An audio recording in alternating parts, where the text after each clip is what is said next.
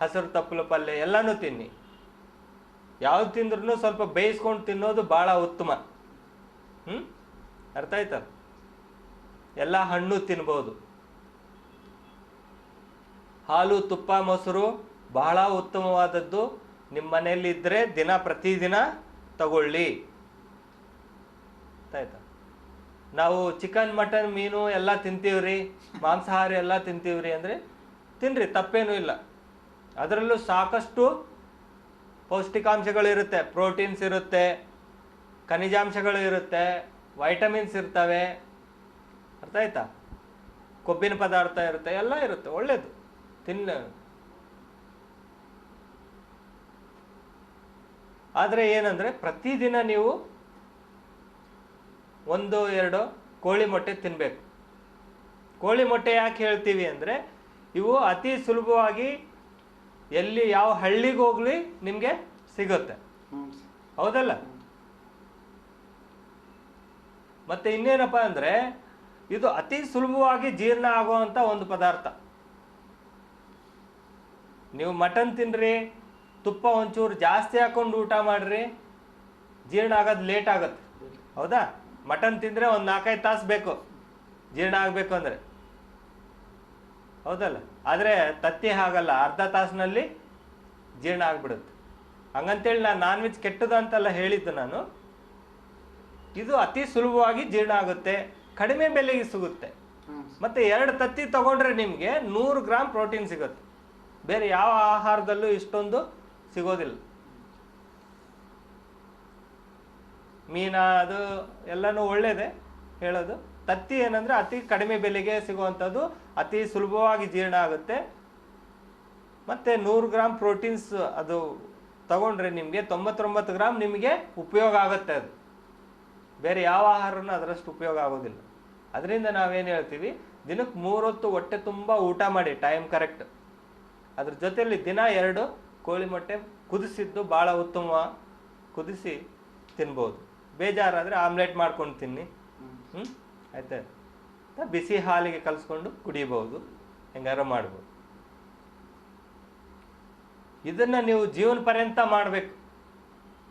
ಇವತ್ತು ಹಬ್ಬ ಐತೆ, ಹುಣ್ಣಿಮೆ ಐತೆ, ನಾ ಪೂಜೆ ಮಾಡಬೇಕು, ಧ್ಯಾನ ಮಾಡಬೇಕು, ನಮಾಜ್ ಮಾಡಬೇಕು ಅಂಥೇಳಿ ಉಪವಾಸ ಮಾಡೋಂಗಿಲ್ಲ. ನೀವು ಮಾಡಿರಿ, ಪೂಜೆ ಮಾಡಿರಿ, ನಮಾಜ್ ಮಾಡಿರಿ, ಧ್ಯಾನ ಮಾಡಿರಿ, ಯೋಗ ಮಾಡಿರಿ, ಭಾಳ ಒಳ್ಳೆಯದು. 1 ತಾಸಲ್ಲ 2 ತಾಸು ಪೂಜೆ ಮಾಡಿ. ನಿಮಗೆ ಮಾನಸಿಕವಾಗಿ ಅದು ಶಾಂತಿ ಕೊಡುತ್ತೆ, ಮಾನಸಿಕವಾಗಿ ಗಟ್ಟಿ ಆಗ್ತೀರಿ. ಆದರೆ ಅದಕ್ಕೂ ತಿನ್ನೋದಕ್ಕೂ ಸಂಬಂಧ ಇಲ್ಲ. ಅರ್ಥ ಆಯ್ತಾ? ಇದನ್ನು ನೀವು ಜೀವನ ಪರ್ಯಂತ ಮಾಡಿದರೆ 30 ವರ್ಷನೂ ಇರ್ಬೋದು, 40 ವರ್ಷನೂ ಇರ್ಬೋದು. ಅರ್ಥ ಆಯ್ತಲ್ಲ? ನಿಮ್ಮ ಫ್ಯಾಕ್ಟ್ರಿ ಬಿಳಿ ರಕ್ತಗಳು ತಯಾರಾಗೋ ಫ್ಯಾಕ್ಟ್ರಿ ನಡಿಬೇಕಂದ್ರೆ ಮುಖ್ಯವಾಗಿ ಏನು ಬೇಕು? ಪೌಷ್ಟಿಕ ಆಹಾರ ಬೇಕು. ಎಲ್ಲ ಥರದ ಇದನ್ನು ಸೇರಿಸ್ಕೊಂಡು ಊಟ ಮಾಡಿದ್ರೇ ಸರಿಯಾಗೋದು. ನನಗೆ ಅದು ಬಿಡಬೇಕು, ಇದನ್ನು ತಿನ್ನಬೇಕು ಅದು ಅಂತಲ್ಲ. ಅರ್ಥ ಆಯ್ತಲ್ಲ? ನೀವು ಒಂದು ಮನೆ ಕಟ್ಟಬೇಕಾದ್ರೆ ಹೆಂಗೆ ಉಸುಗು, ಸಿಮೆಂಟು, ಕಬ್ಬಿಣ, ಕಲ್ಲು ಎಲ್ಲ ಹಾಕಿ ಕಟ್ಟಿದ್ರೇ ನಿಮ್ಮ ಮನೆ ಗಟ್ಟಿ ಆಗೋದು. ಯಾವುದೇ ಒಂದರಿಂದ ಕಟ್ಟೋದಿಲ್ಲ. ಹೌದಲ್ಲ? ಹಾಗೇನೆ ಇದೂ ಅಷ್ಟೆ. ಎಲ್ಲ ಥರದ ಆಹಾರ ಸೇರಿಸಿ ತಗೊಂಡ್ರೆ ನಿಮ್ಮ ಮೈಯಲ್ಲಿ ಬಿಳಿ ರಕ್ತಗಳು ಚೆನ್ನಾಗಿ ತಯಾರಾಗತ್ತೆ. ಅದ್ರ ಜೊತೆಯಲ್ಲಿ ದಿನ ನೀವು ವಾಕಿಂಗ್ ಹೋಗ್ಬೇಕು. 1 ತಾಸಿನಲ್ಲಿ 5 ಕಿಲೋಮೀಟರ್ ವಾಕ್ ಮಾಡಿದರೆ ನಿಮ್ಮ ಮೈಯಲ್ಲಿ ರಕ್ತ ಸಂಚಾರ ಜಾಸ್ತಿ ಆಗುತ್ತೆ. ರಕ್ತ ಸಂಚಾರ ಜಾಸ್ತಿ ಆದಷ್ಟು ನಿಮ್ಮ ಮೈಯಲ್ಲಿ ಬಿಳಿ ರಕ್ತಗಳು ತಯಾರಾಗೋ ಪ್ರಮಾಣನೂ ಜಾಸ್ತಿ ಆಗುತ್ತೆ. ಮತ್ತು ಆಹಾರನೂ ಚೆನ್ನಾಗಿ ಹೋಗುತ್ತೆ, ಹಸು ಚೆನ್ನಾಗಾಗುತ್ತೆ, ಜೀರ್ಣನೂ ಚೆನ್ನಾಗಾಗುತ್ತೆ. ಹೊಲದಲ್ಲಿ ಕೆಲಸ ಮಾಡೋದು ಅಂತಾರೆ ಅವರು. ಅದನ್ನು ಒಂಥರ ವ್ಯಾಯಾಮ ಇದ್ದಂಗೆ. ಅದನ್ನು ವ್ಯಾಯಾಮ ಇದ್ದಂಗೆನೆ. ಹೊಲದಲ್ಲಿ ಮ್ಯಾನ್ಯುವಲ್ ಆಗಿ ಶ್ರಮ ಪಡೋದ್ರಿಂದ ರಕ್ತನೂ ಜಾಸ್ತಿ ಇದಾಗುತ್ತೆ.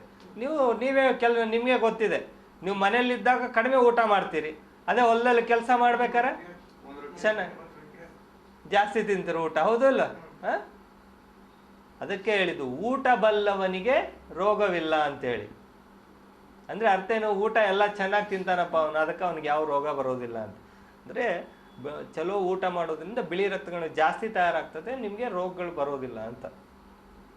ಈ ಪೌಷ್ಟಿಕ ಆಹಾರ, ವ್ಯಾಯಾಮ ಇದು ಎಷ್ಟು ಮುಖ್ಯನೋ ಅಷ್ಟೇ ಮುಖ್ಯ ನಿದ್ದೆ ಅನ್ನೋದು. ನಿದ್ದೆ ಅಂದರೆ ಏನಪ್ಪ ಅಂದರೆ ನೀವು ನಿಮ್ಮ ಮೆದುಳಿಗೆ ರೆಸ್ಟ್ ಕೊಡಬೇಕು. ನಿಮ್ಮ ಮೆದುಳಿಗೆ ನೀವು ರೆಸ್ಟ್ ಕೊಡಲಿಲ್ಲ ಅಂದರೆ ಏನಾಗುತ್ತೆ? ಯಾಕಂದರೆ ಇದು ಮೆದುಳು ನಿಮ್ಮ ಮೈಯಲ್ಲಿರೋ ಪ್ರತಿಯೊಂದು ಭಾಗನೂ ಕಂಟ್ರೋಲ್ ಮಾಡೋದೇ ಅದು. ಅದಕ್ಕೆ ರೆಸ್ಟ್ ಕೊಡಲಿಲ್ಲ ಅಂದರೆ ಅದು ಟೆನ್ಷನ್ ಮಾಡುತ್ತೆ ನಿಮಗೆ. ಬಿಳಿ ರಕ್ತ ತಯಾರಾಗೋದಕ್ಕೆ ಬಿಡೋದಿಲ್ಲ. ಊಟ ತಿನ್ನಕ್ಕೆ ಹೋದ್ರೆ ವಾಂತಿ ಬರಂಗೆ ಮಾಡುತ್ತೆ, ವಾಂತಿನೇ ಬರುತ್ತೆ. ಅಷ್ಟೊಂದು ಪವರ್ಫುಲ್ ಇರ್ತತೆ ಮೆದುಳು. ಅರ್ಥ ಆಯ್ತಲ್ಲ? ನೀವು ಊಟ ಮಾಡಲಿಲ್ಲ, ಟೆನ್ಷನ್ ಜಾಸ್ತಿ ಮಾಡ್ಕೊಂಡ್ರಿ, ಬಿಳಿ ರಕ್ತ ತಯಾರಾಗೋದು ನಿಂತು ಬಿಡುತ್ತೆ. ಅರ್ಥ ಆಯ್ತಲ್ಲ? ಚಿಂತೆ ಚಿತೆಗೆ ಮೂಲ ಅಂತ ಹೇಳಿದರು. ಚಿಂತೆ ಜಾಸ್ತಿ ಮಾಡಿದ್ರೆ ನೀವು ಚಿತೆಗೆ ಹೋಗ್ತೀರಿ ಅಂತ ಹೇಳಿದರು. ಅಂದರೆ ಅರ್ಥ ಏನು? ನೀವು ಚಿಂತೆ ಜಾಸ್ತಿ ಮಾಡಿದ್ರೆ ಸತ್ತೋಗ್ತೀರಿ ಅಂತ. ಹೇಗೆ ಅದು ಸಾಧ್ಯ ಅಂದರೆ, ನೀವು ಜಾಸ್ತಿ ಚಿಂತೆ ಮಾಡೋದ್ರೆ ನಿದ್ದೆ ಬರೋದಿಲ್ಲ. ನಿದ್ದೆ ಬರಲಿಲ್ಲ, ಚಿಂತೆ ಜಾಸ್ತಿ ಆಯಿತು ಅಂದರೆ ಹಸುವು ಕಡಿಮೆ ಆಗುತ್ತೆ, ಊಟನೂ ಕಡಿಮೆ ಹೋಗುತ್ತೆ. ಊಟ ಕಡಿಮೆ ಆಯಿತು, ನಿದ್ದೆ ಇಲ್ಲ ಅಂದ ತಕ್ಷಣ ಬಿಳಿ ರಕ್ತಗಳು ತಯಾರಾಗೋ ಫ್ಯಾಕ್ಟ್ರಿ ನಿಂತು ಬಿಡುತ್ತೆ. 6 ತಿಂಗಳ ಸಾಕು.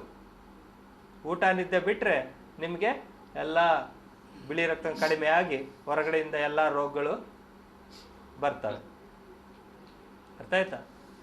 ನಮ್ಮ HIV ಜನ ಬಂದಿರೋ ಅಂಥವ್ರು ಏನು ಮಾಡ್ತಾರೆ, ಅದು ಗೊತ್ತಾದ ಮೇಲೆ ನಿಮಗೆ ನೋಡಿರ್ಬೇಕು ನೀವು. 5-6 ತಿಂಗಳಿಗೆ ಅವ್ರು ಹಾಸಿಗೆ ಹಿಡಿತಾರೆ, ಇನ್ನೊಂದು 6 ತಿಂಗಳ 1 ವರ್ಷ ಅಂದರೆ ಸತ್ತು ಹೋಗ್ತಾರೆ. ಇದು ಯಾಕೆ ಅಂದರೆ ಅವರಾಗಿ ಮಾಡ್ಕೊಂಡಿರೋದು ತಪ್ಪು. ಹೆದರ್ಕೊಂಡು ಊಟ ನಿದ್ದೆ ಬಿಟ್ಬಿಡ್ತಾರೆ. ಕೆಲವರು ಪೂರ್ತಿ ಊಟ ಬಿಟ್ಟವರು ಇದ್ದಾರೆ, 15 ದಿವಸಕ್ಕೆ ಸತ್ತೋದವರು ಇದ್ದಾರೆ. ಕೆಲವರು ಸೂಯಿಸೈಡ್ ಮಾಡ್ಕೊಂಡವರು ಇದ್ದಾರೆ, ಆತ್ಮಹತ್ಯೆ ಮಾಡ್ಕೊಂಡವರು ಇದ್ದಾರೆ. ಇನ್ನೊಂದು 80% ಜನ ಹೆದರಿ ಊಟ ನಿದ್ದೆ ಬಿಟ್ಟು 1 ವರ್ಷ 2 ವರ್ಷದಲ್ಲಿ ಸಾಯ್ತಾರೆ. ಆದರೆ ಈ HIV ಹಂಗೇನು ನಿಮ್ಮನ್ನು ಒಮ್ಮಿಂದೊಮ್ಮೆಯನ್ನು ಸಾಯಿಸೋದಿಲ್ಲ. ನಿಮ್ಮ ಮೈಯಲ್ಲಿ ಬಿಳಿ ರಕ್ತ ಪೂರ್ತಿ ಕಡಿಮೆ ಮಾಡಿದ ಮೇಲೆ ಆವಾಗ ನಿಮಗೆ ಹೊರಗಡೆಯಿಂದ ರೋಗಗಳು ಬಂದು ಸಾಯೋದು. ಕಡಿಮೆ ಮಾಡೋಕ್ಕದು 10-20 ವರ್ಷ ತಗೊಳ್ತದೆ. ಆದರೆ ನಾನೀಗೆಲ್ಲ ಹೇಳಿದ್ದೇನೆ ನಿಮಗೆ. ದಿನಕ್ಕೆ 3 ಹೊತ್ತು ಊಟ ಮಾಡಿ, ದಿನ 2-3 ತತ್ತಿ ತಿಂದು, ದಿನ ಕೆಲಸ ಮಾಡಿರಿ, ದುಡೀರಿ, ಚೆನ್ನಾಗಿ ನಿದ್ದೆ ಮಾಡಿರಿ. ಇದನ್ನು ಪಾಲಿಸಿದ್ರೆ ನೀವು 30 ವರ್ಷನೂ ಇರ್ಬೋದು. ಗೊತ್ತಾಯ್ತಲ್ಲ? ಆದರೆ ಏನಪ್ಪ ಅಂದರೆ ಯಾವುದು ದುರಭ್ಯಾಸ ಇರಬಾರ್ದು. ತಂಬಾಕು, ಸ್ಟಾರು, ಗುಟ್ಕ, ಶರೆ ಕುಡಿಯೋದು, ಬೀಡಿ ಸಿಗರೇಟ್ ಸೇದೋದು, ಹೊರಗೋಗೋದು. ಹೊರಗೋಗೋದು ಅಂದರೆ ಏನ್ರಿ? ಬೇರೆ ಹೆಂಗಸರ ಹತ್ರ ಹೋಗೋದು. ಅರ್ಥ ಆಯ್ತಲ್ಲ? ಈಗ ಅವ್ರಿಗೇನಿರುತ್ತೆ ನಿಮ್ಗೆ ಗೊತ್ತಿಲ್ಲ, ಅದರಿಂದನೂ ರೋಗ ಬರೋವೆ. ಈಗ ತಂಬಾಕು, ಸ್ಟಾರು, ಗುಟ್ಕ, ಶೆರೆ ಇವೆಲ್ಲ ಮಾಡ್ತೀರಿ, ಅದರಿಂದ ಸಾಕಷ್ಟು ರೋಗಗಳು ಬರುತ್ತೆ. ನೀವು ದುಡ್ಡು ಕೊಟ್ಟು ರೋಗ ಕೊಂಡ್ಕೊಳ್ಳೋ ಹಂಗೆ ನಿಮ್ಮ ರಕ್ತನಾಳಗಳು ಸಣ್ಣವಾಗುತ್ತೆ, BP ಕಾಯಿಲೆ ಬರುತ್ತೆ, ಅಲ್ಸರ್ಸ್ ಬರ್ತವೆ ಬಾಯಲ್ಲಿ, ಹೊಟ್ಟೆಯಲ್ಲಿ, ಎಲ್ಲ ಕಡೆನೂ.